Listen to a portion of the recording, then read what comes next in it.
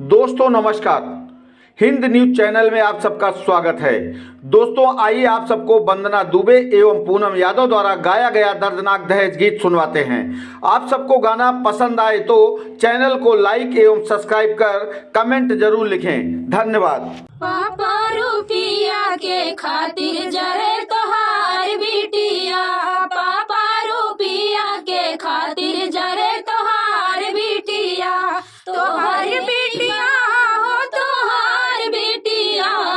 तोहार बिटिया हो तोहार बिटिया, पापा रुपया के खातिर जरे तोहार बिटिया, पापा रुपया के खातिर जरे तोहार बिटिया,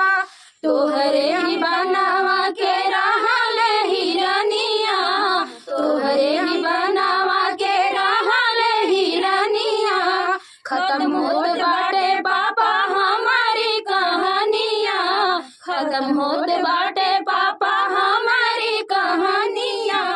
आई के समेटा पापा मोर मटिया, पापा रुपया के खातिर जरे तोहार बिटिया, पापा रुपया के खातिर जरे तोहार बिटिया,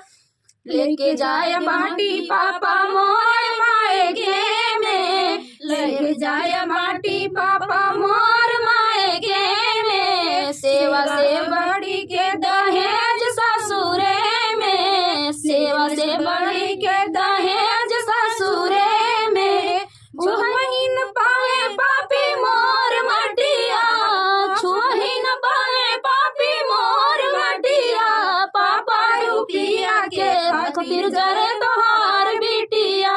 पापा दहेज के खातिर जरे तोहार बिटिया,